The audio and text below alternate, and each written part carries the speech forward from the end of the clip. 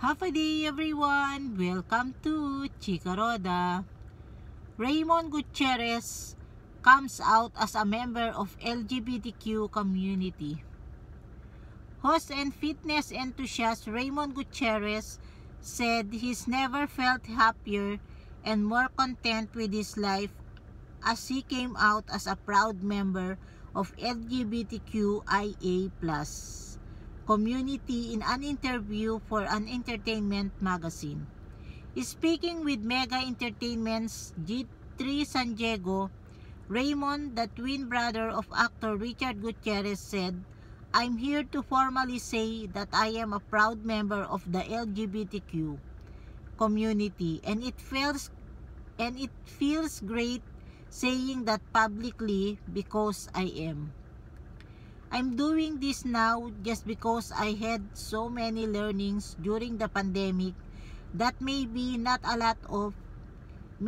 lot of people are going through similar situations as me." He continued, "I wanna empower those people. I wanna tell them that you're not alone. I was going through the same things." Raymond then opened up about the struggles he faced as a young gay man growing up, especially after he decided to join show business at the age of 19 to become a television host. "Growing up, it was hard for me to even acknowledge even who I am. Like, what is this?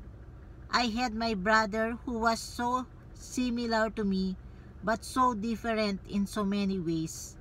But he never had to explain his sexuality. So why should I? And that was my thinking growing up.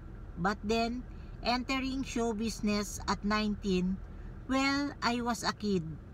But going back again to show business at 19 to be a TV host, that's when it really hit me that, wow, being gay is really not accepted in a lot of these communities," he shared.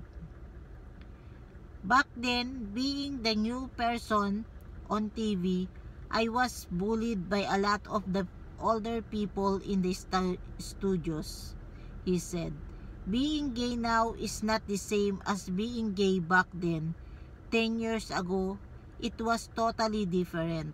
You feel like a mutant. You walk into backstage and people will say, 'Ah, di ba yan yung baklang kapatid ni Richard?' Like I can literally hear them.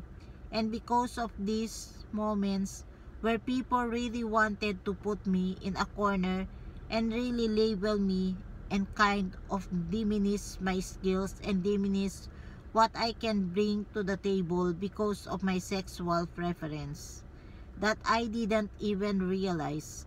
I didn't even know at that time. I was still going through so many emotions at that time that I had no idea. Like, can I go through this first before you label me anything?" Raymond admitted that being the twin brother of a superstars and being part of a prominent showbiz family added to the already heavy burden he was carrying.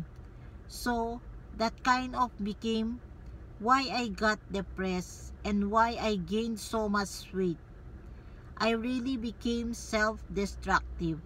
I turned alcohol. I turned to drinking, partying, and to food unhealthy habits just because I had no way else to express myself. And nung time na yun, syempre, being part of a family that is in the public space, we're all entertainers for many generations already. I wasn't deciding on things just on my own. Things that I do will not only affect me, but will also affect my family. So that was kind of like the burden that I was carrying. Like, I can't be gay because my brother is a superhero, right? So that was, well, it's tough for me," he said. He went on, "I don't think I told anybody, and that's the hard part. Like I was stuck with myself for so long, hating myself. I didn't like myself for a long time. And that's why I kind of became an overachiever. And when I was new to the new network that I was working in, when older hosts would be like, kind of label me as yung baklang kapatid ni Richard, or with all of these things in my head, I said, you know what? I'll take that as a challenge and I'll be a better TV host than you. And you know what happened? I ended up hosting and replacing them on their Sunday show.